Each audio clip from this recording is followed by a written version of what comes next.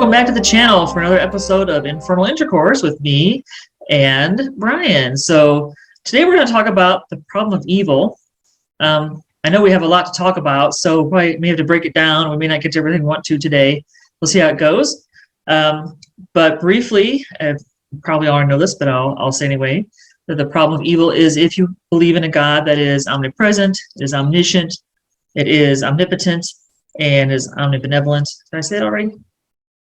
Omnipresent, omnibenevolent, omniscient, and omnipotent. If it has all these omnis, then how can hell exist? How can evil exist?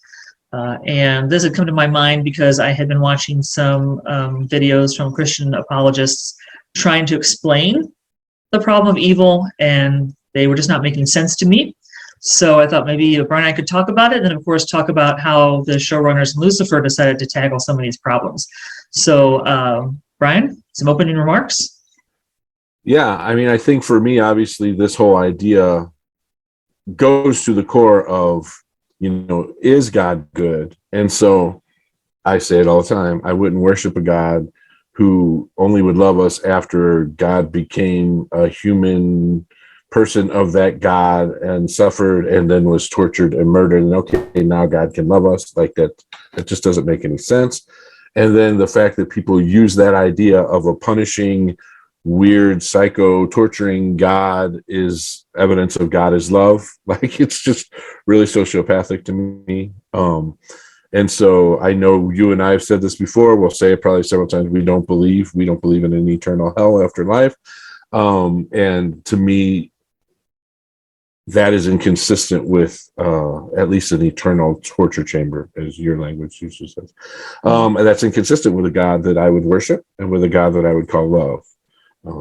And I know that people suffer with the idea of, maybe they had a terrible murder in their family or something, and the idea that that person doesn't have hell as a punishment. But again, I feel like that's a very human projection on what is supposed to be the divine. And I think that's the biggest problem with evil and God, is that people have invented God in our own image way too much. Yeah, it's more of a human level God, right? So this person hurt me and I don't have the power to hurt them back.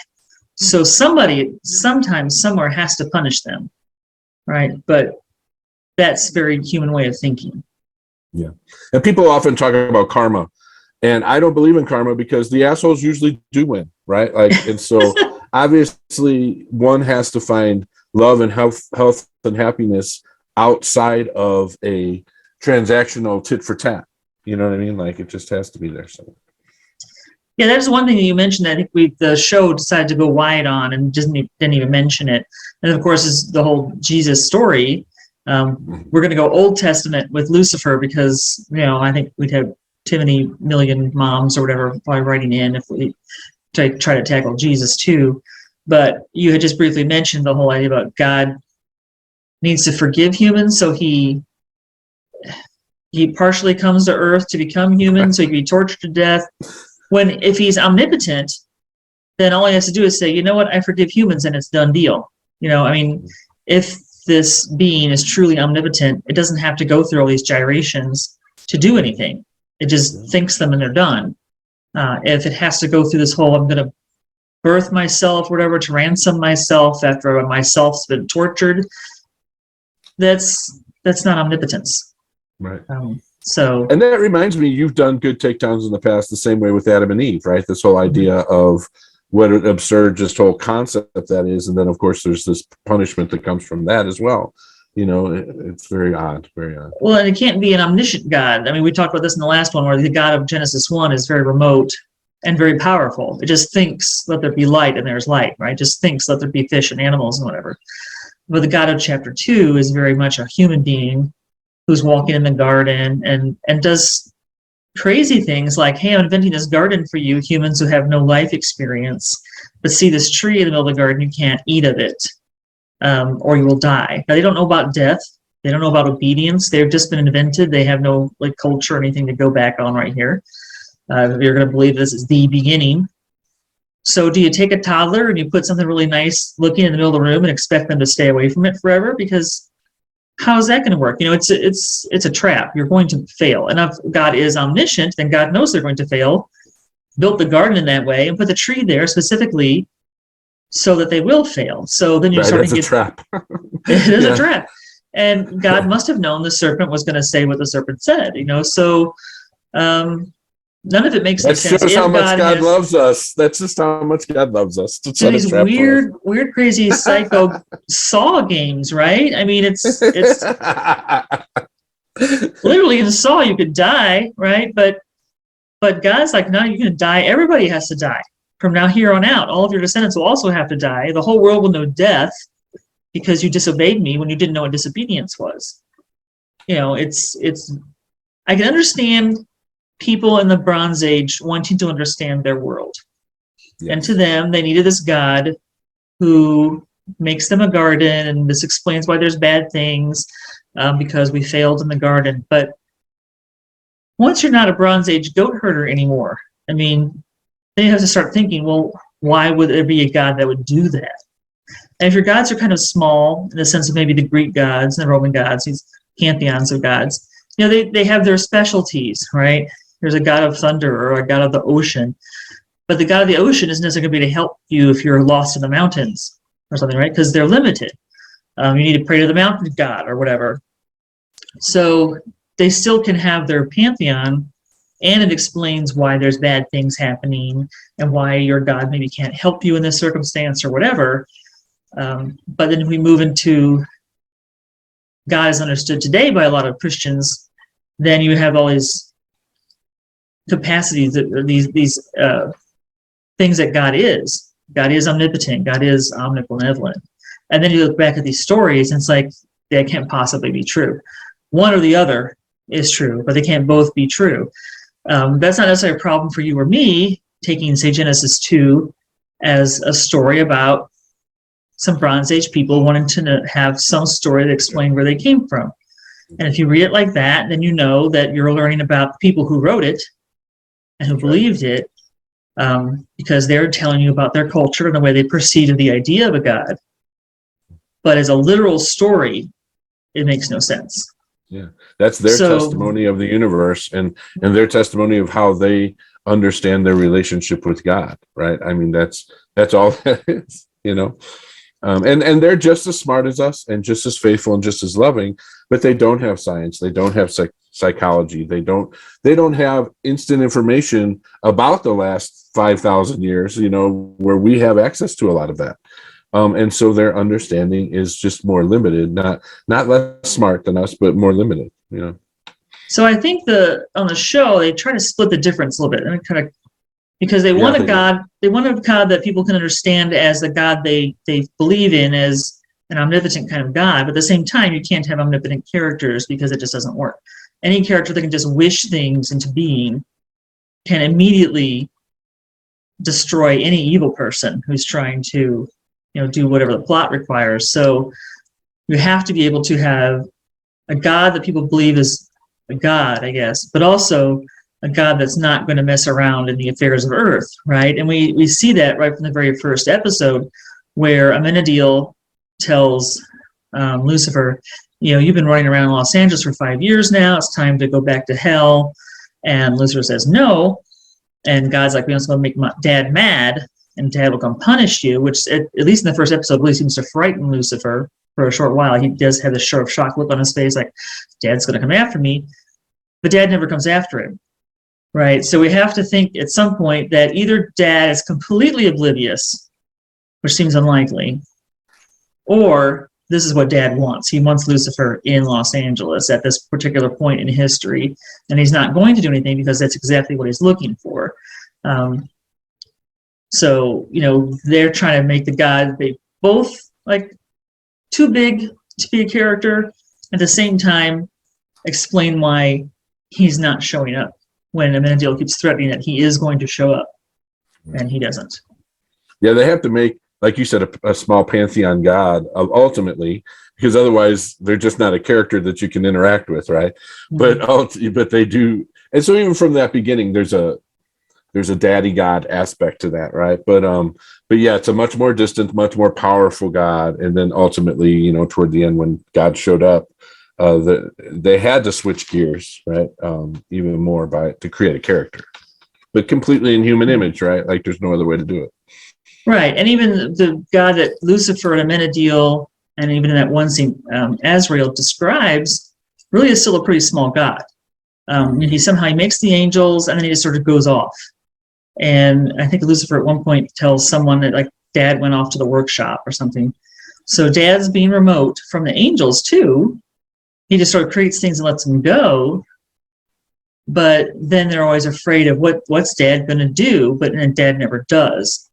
So they're kind of going on the small g God here. The only time I think we really kind of get the idea that maybe he's bigger is when Ella says, I feel that there's someone listening to me when I pray. Right. And so when God turns into Dennis Haysbert in season 6 and he's wandering around Earth, she's upset because she no longer feels like she's being heard. So somehow she can sense that God has left heaven, but it's still a pretty small God. And I think that's fascinating for many of us in progressive Christianity, whatever that means anymore. But I say this all the time. I sense a loving, conscious presence of the universe, even if I can maybe think of God almost as quantum energy or whatever, right? But it is really, theologians for a long time, they talk about transcendent experiences or where you sense the divine in your actual experience and that kind of connection. And so honestly, that is one probably that relates the most to most of our experience of God, because I would never say I know God's real, but I have feelings that lead me to feel like that there is some consciousness, right? Yeah, I think we even see when Lucifer cuts a hole in the universe with the sword and Mom goes through it as a spiritual thing, right? She leaves Charlotte's body and sort of wanders off into the next universe as energy. So we have to assume that, and if she and God make everything in the beginning, they couldn't have had human forms then because humans weren't around then, and neither could the angels. They're just appearing human at this present point in history. And I guess maybe they could have appeared as dinosaurs if they went to roam around with dinosaurs a long time ago. But they are ultimately energy beings of some kind, and they're not infinite. So we still have a pretty small God that we're working with. And if you think about hell, which I think we should have a whole episode on hell from the Bible at some point, but hell is not really in the Bible as currently believed in by a lot of people. And hell also makes no sense, just because if God is omnipresent, then God must be everywhere, and yet hell is supposed to be separation from God. So you've got this contradiction: is God everywhere, or is not everywhere? And in this show, I think we get a God who is not everywhere. So again, we're not giving him that omnipotent, omniscient, omnipresent kind of characteristics, because how can you? So he sends an angel, and apparently it has to be an angel. The showrunners had said after season 4, their whole concept behind that throne that's on a big pillar is that you have to fly up there to sit on it. And since the demons don't have wings, it has to be ruled over by an angel. So God's already knows he's going to send someone there to run the place. And of course, then apparently he seems to send the only kid of his who has any moxie, really, and thinks that if you throw him in there, he'll figure it out, which obviously for a long time he doesn't. But they ultimately come to this idea, which the good place also had this similar idea: how do you get rid of the bad place or hell? Is you rehabilitate the people who are there, right, until they're good people. And so, at the very end, we see Lucifer becoming Linda and giving everybody talk therapy to try to get them out of hell. So we see that hell is not really eternal then, but ultimately the showrunners, either show, can't figure out how to make an eternal hell work. There has to be a way out. There has to be some redemption, or I guess story-wise, it just isn't going to go anywhere. Yeah. But also just logic-wise, how can you believe in such a place that it's eternal? Yeah. It makes no sense. And I like they did some wrestling with it because, as you know, I'm always going to come back to Dan, right? Because that was a completely unfair situation, right? God terrorized Dan for all Dan did was love a woman, right? Like he didn't know anything about that. And then after terrorizing Dan goes to hell because he's been terrorized by God and thinks he did something wrong. And the whole secret for him getting out of hell is to realize he didn't do something wrong. Well, that's a pretty torturous, twisted way to deal with hell. So I think they wrestled a lot around with a lot of our weird ideas of hell. But I think that even comes down to this idea we have that, I made your life hard for you because that was me. I loved you enough to make you strong or whatever. That's kind of like what they're doing with Lucifer there. The idea of he's my best, my brightest, my favorite. And so I'm going to just throw him in there, and the idea that resilience doesn't come from surviving in spite of it, but like helping someone, through that difficulty. And so an absent God from Lucifer just doesn't make sense again. It just is the worst of human idea of, I'll make an excuse for me putting my trauma onto you by saying that's love, Right. And I think we see again that somehow hell is supposed to be a rehabilitative place when Dan shows up in hell and Lucifer basically takes him out of his hell loop and gives him this place to play ping pong for 1,000 generations. And then it turns out that doesn't help Dan because what he needs to do is to sort through what he was really guilty of and to be able to forgive himself, which he's helped by Maze, who tells him your torture would be based on things that you did wrong, basically. And so without having to confront your shortcomings, you can't get out of hell, except we were told no one ever got out of hell. So why would Maze have this understanding of torture and rehabilitation if no one ever gets rehabilitated? That doesn't make any sense. You would think that if the demons understand that, then at some point Lucifer would have understood that, and thousands of years ago, he and the demons would have been rehabilitating people. But they don't seem, he doesn't seem to know. Why Maze knows makes no sense, but that then does short circuit Dan's redemption because Lucifer wants to remove him from his hell loop. At the same time, apparently being in your hell loop is the only way to figure out how to get out, except no one ever gets out. So even the showrunners, I think, didn't know how they wanted to play that. Mm-hmm. And we get that. I'm trying to remember the person who was watching TV, right, and the mom leaves, right, and so there's some interesting stuff that was some interesting stuff that was going on there. Mm-hmm. But I love that because I think it is addressing all these weird approaches to hell that we all have invented, and of course, it all comes back to we're inventing it in our own image. Mm-hmm. We're telling ourselves what we would like to be true. We're telling us what justifies the kind of inexcusable ways we behave,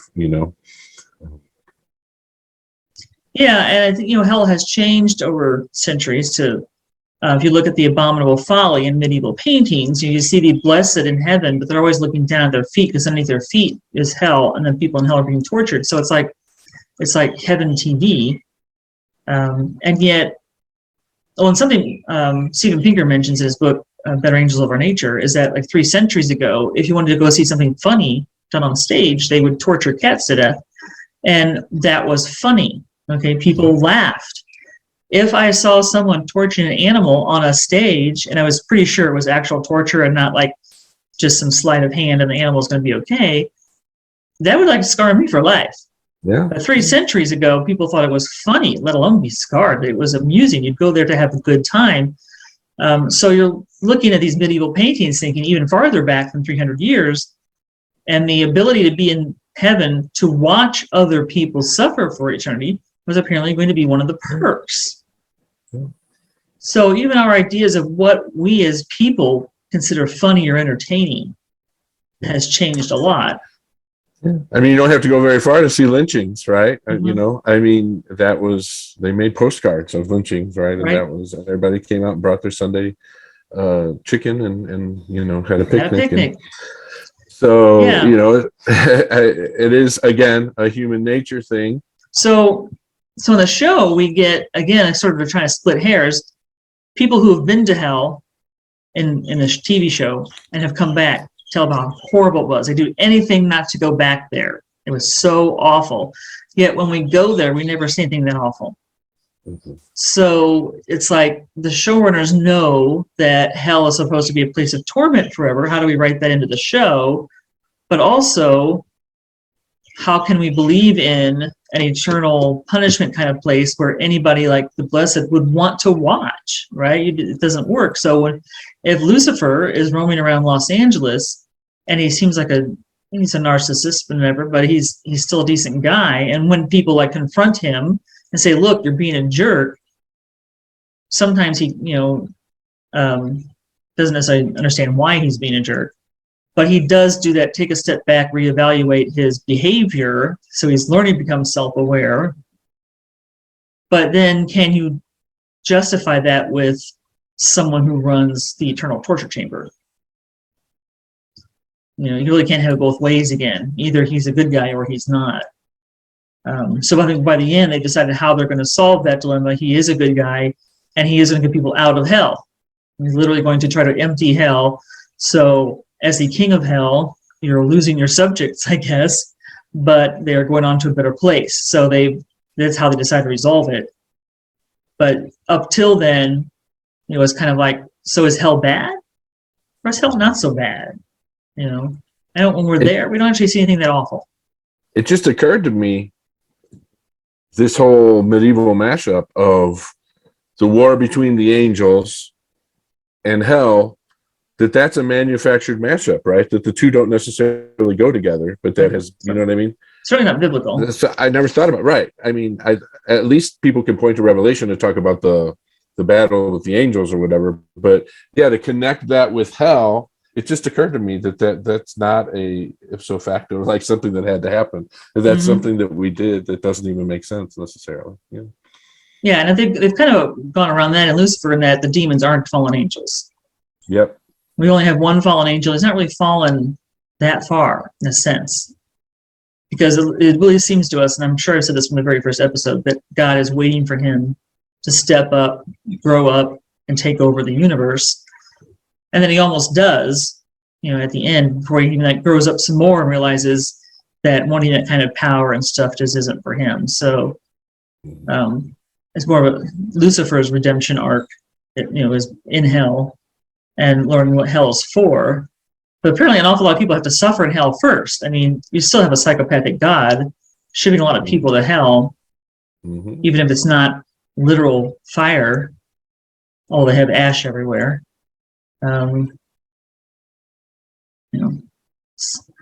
They try to figure out how to reconcile all these things, because there really isn't a good biblical justification for it, a lot of this. But I think people think there is. And maybe they haven't read the Bible that closely or whatever. I just like their medieval torture chamber idea. I don't know. Oh, all the Bible experts who talk about biblical things have never read the damn book ever. And the passages they think they're talking about don't even come close. Kind of like when they talk about the Second Amendment, it doesn't say anything they say it says either. But, they can't read or understand the document, but they're the experts on what it's telling you to do. And what is it telling you to do? It's telling you to do what they want, what they like, and to hate what they hate. That's all. There's really no honest intellectualism in this Bible-based, moralizing that happens in U.S. Christianity anyway. Yeah, because they really love their hell. And so one of the Christian apologists I had seen had said something like, not only does hell display God's love, but because eternal torture is clearly a loving thing to do. Thank you, God. I want you to try to get to evangelize and get people to switch religions to our version of Christianity. At the same time, we got to find some way to make the idea of hell palatable to people. The softer, gentler hell. The softer, gentler hell. And also, if you were one of the blessed and you go to heaven, how are you expected to enjoy yourself?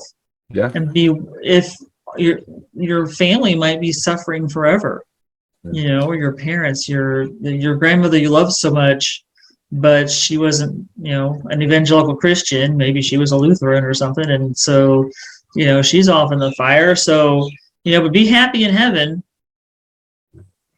How could you be? Well, happy? that's the natural. You see it, you hear it all the time. If that's who's going to heaven, I want to be in hell, right? Or I would rather be in hell with all the sinners, right, than in heaven with these people who have declared themselves to be the saints and the ones who are going to heaven, you know, because they typically are the most unhappy, most punishing, you know, people. Yeah, the people who are inventing these stories, the people who are the ones who are hurt the most and the ones who need help the most, I guess.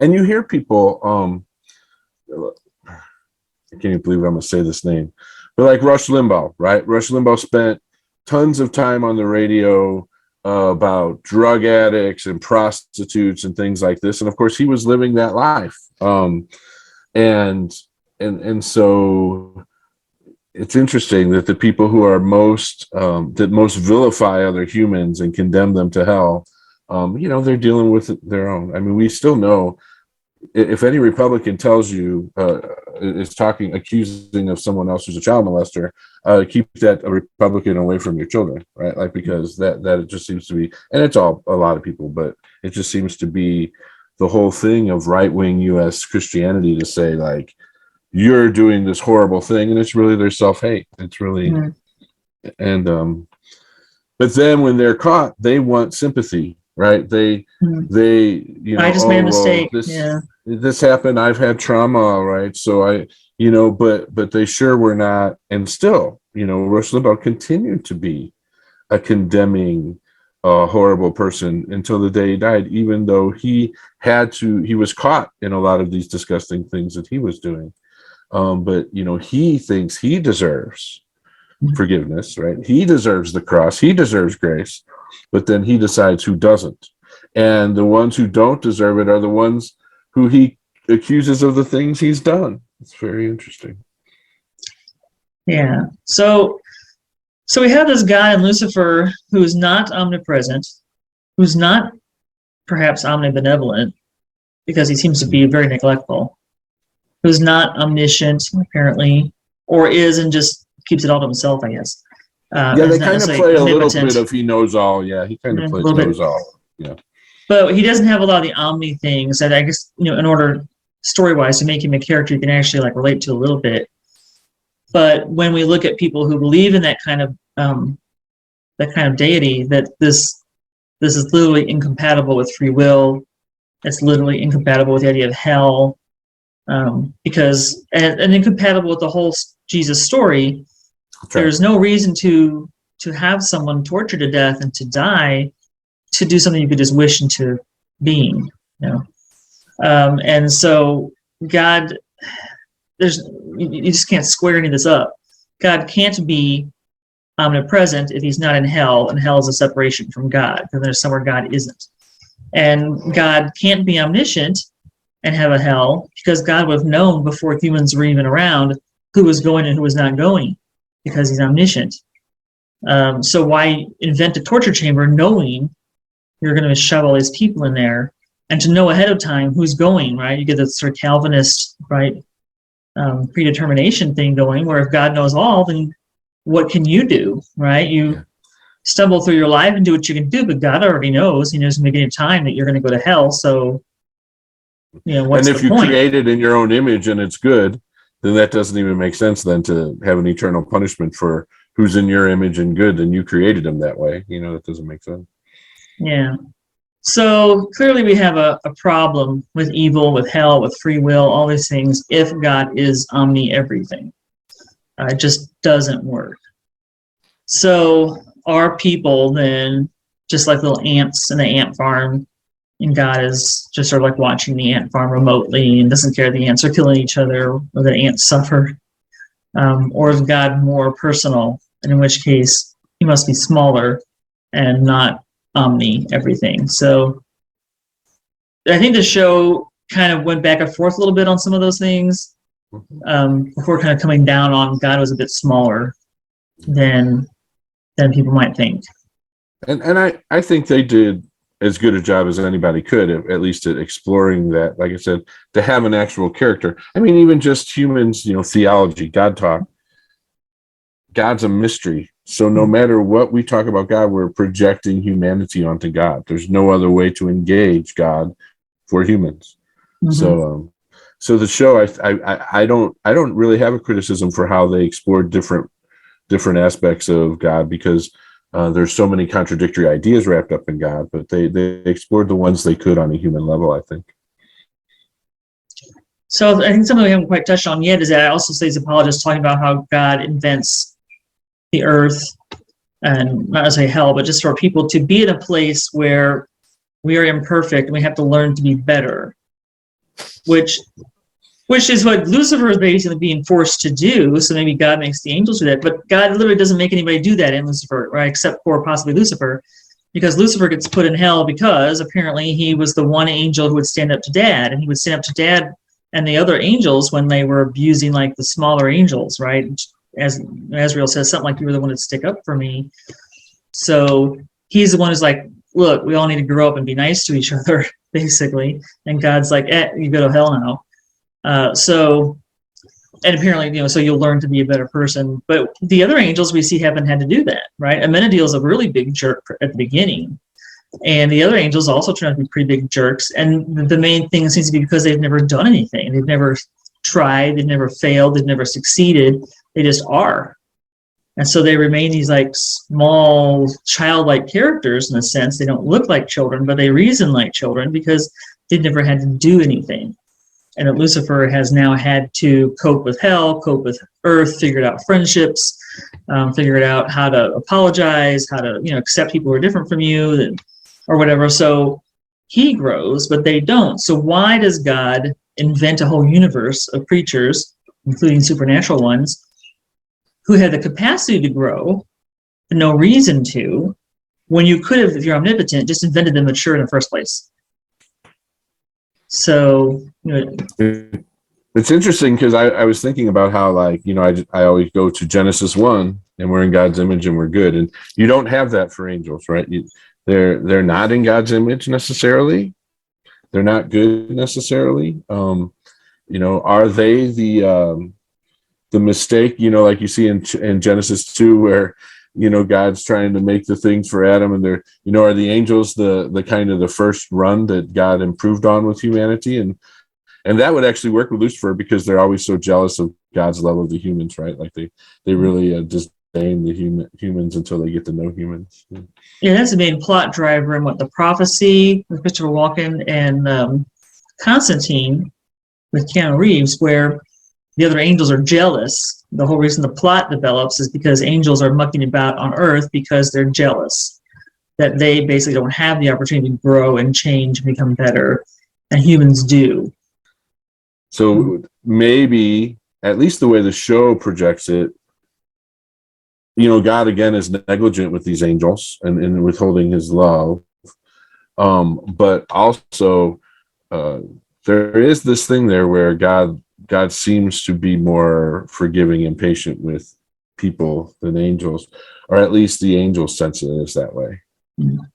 But honestly, we're in God's image and we're good, right? So God does love us as God's children, and although the angels are God's children and Lucifer, they don't really get that same thing. Yeah. Okay, any last thoughts before we sign off? And who knows, if you've gotten this far with us and haven't thrown your computer across the room because we disagree on your personal feelings, you can always put down in the comments things you want to chat about, and we'd be happy to respond to comments. But I'm sure we'll get back to the problem of hell later when we look at when hell, does it show up in the Bible? If it does, what form does it take? And what verses you can use to support or not support that idea. And who knows, possibly also go further into the idea of free will, and do people have free will? Because a lot of psychologists these days are doing experiments in labs with people hooked up to electrodes and trying to see what the brain is doing when we make decisions. And apparently, psychologists leaning toward there's no free will. So we'll have to see what we can come up with on that topic too.